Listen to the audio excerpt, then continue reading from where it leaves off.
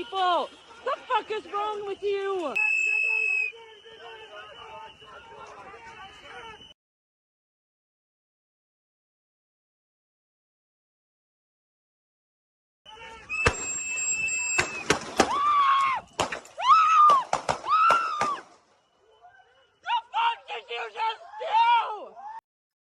That's fine, dude. I'm not mad. Thanks. I'm not mad. That's okay.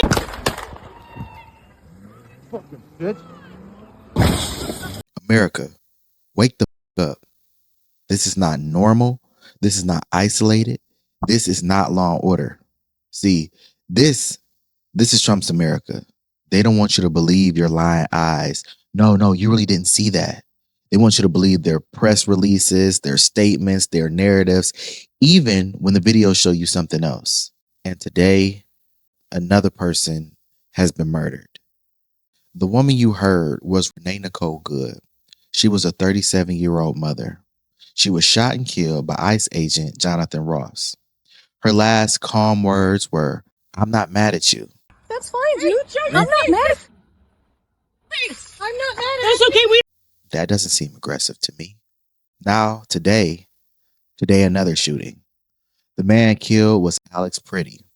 Now, see, Alex Pretti was also a U.S. citizen, a Minneapolis resident, and an ICU nurse at the VA. And not to mention, he was someone who researched how to prevent veterans from dying of colon cancer. Yeah, an ICU nurse, dead. Now, here's the pattern. The Department of Homeland Security says that Alex Pretti, he had a handgun, he was violently resisting, and he posed a deadly threat. But Minnesota Governor Tim Walz said that the video didn't show that, and that all that they said were nonsense and lies. According to the news, an officer removed the gun. 1 second later, shots were fired. However, Pretti was never seen wielding a weapon. Earlier, he was holding a cell phone, and Minneapolis police say that he was likely a lawful gun owner. This matters because under the Trump administration, DHS statements have repeatedly been contradicted by video. They say one thing and the footage shows another. Minnesota investigators say that federal officials are blocking access to evidence. The state actually wants to lead the investigation, but the federal government, they're saying no. Homeland Security Secretary Kristi Noem has been in constant contact with the White House. Instead of transparency, we get blame. She says Minnesota, I guess they're choosing violence. Meanwhile, ICE agents are deployed in the thousands. Many refuse to wear body cameras. They are not required to due to Trump's 2025 executive order. DHS say that they might expand someday using the $75 billion for ICE that they just received from Congress. You know what that means? More power, more money, and less accountability. Now let's go back to Renee Good, because after she was shot, after the bullets had already hit her, if you listen closely, you can hear an officer say bitch. Fucking bitch. This isn't before, not during the fear. It was after. Now, what someone says after violence tells you who they are when the adrenaline fades.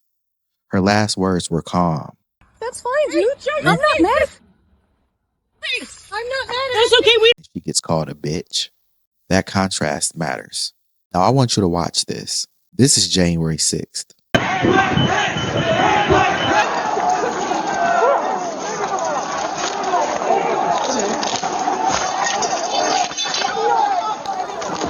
I need court support.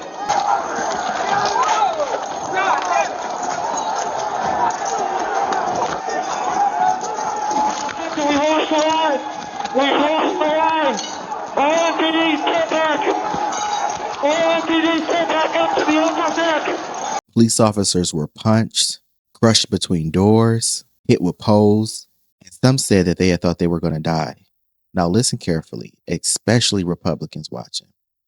If fleeing in a car justifies being shot, if driving away justifies lethal force, should these protesters should have been shot?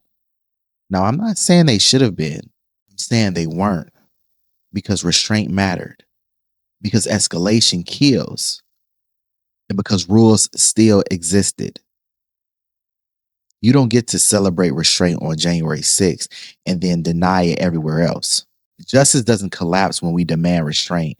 It collapses when we decide who deserves it. And I know some people will bring up Ashley Babbitt.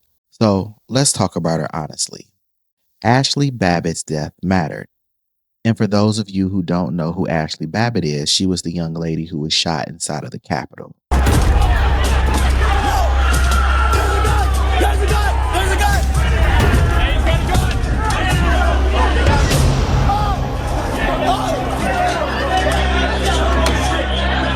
Now, no one should have celebrated her being killed.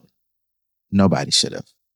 But invoking her doesn't justify what we're seeing now. She was moving toward a barricaded door. Members of Congress were behind it. Warnings were given, and an officer was guarding a fixed choke position. Now, compare that to Renee Good. She was unarmed.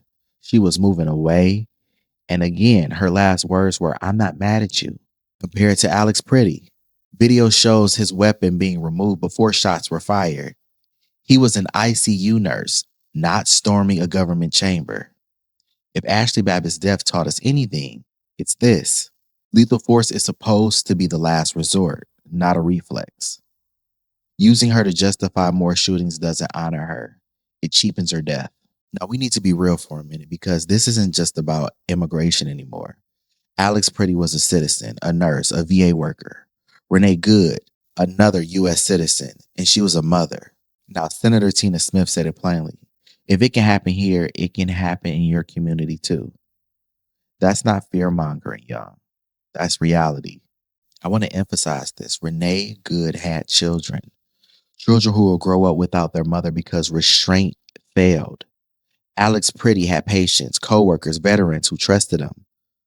No press releases fix that. No narrative erases that. And see, this is why voting matters. I know a lot of people feel like their vote doesn't matter. Like it's all the same, like nothing changes either way.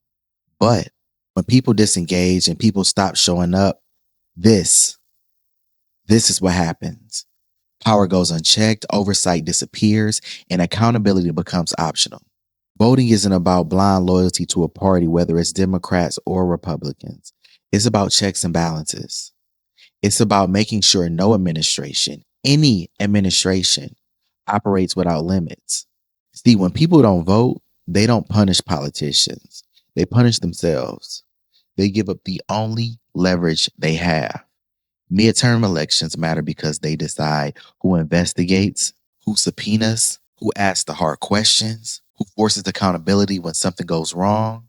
See, you don't have to love every politician. You don't have to agree with every policy. But disengaging doesn't protect you.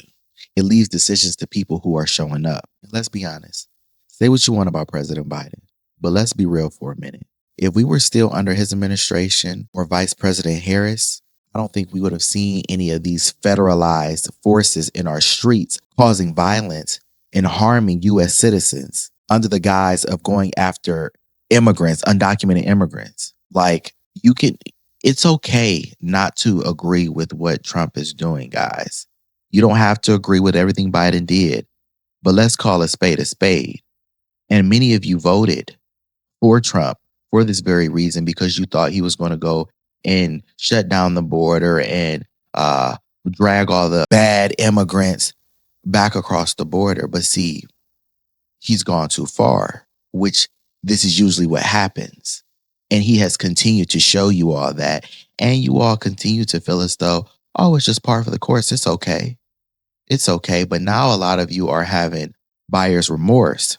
A lot of you are seeing that, granted, I am somebody who felt like the border was a crisis and an issue that had needed to be addressed before Trump, before Obama, before Biden, before. It's been a long time. It needed to be addressed. However, the way that he's going about it, the fact that U.S. citizens are being killed in the process of trying to get illegal immigrants. And then the other part about it is that the illegal immigrants that he wanted to get were the ones who were criminals, the ones who were the murderers that are coming over the border. Majority of the people who have been rounded up do not even have a criminal background. That's abuela that's been here her whole life that y'all snatching up. And many of you who are like, oh, my nanny's being taken. The people who have done my construction, the people who have done the jobs that y'all don't want to do. Now you starting to feel it and you starting to see it and it's starting to affect you. Now, if watching this makes you angry, if it makes you uncomfortable, if you're saying this is not normal, then participation matters, y'all. And voting isn't a cure-all, but it's a check. And without checks, power always drifts towards abuse. This fall matters, y'all. Not because of slogans, not because of teams, but because accountability only exists if the public demands it. America has a problem. The fuck did you just do? Yes, Liz, somebody call the ambulance. Somebody call the ambulance. Somebody needs to call the ambulance. Somebody call 911. I can't believe they just did that. Holy shit. Holy shit.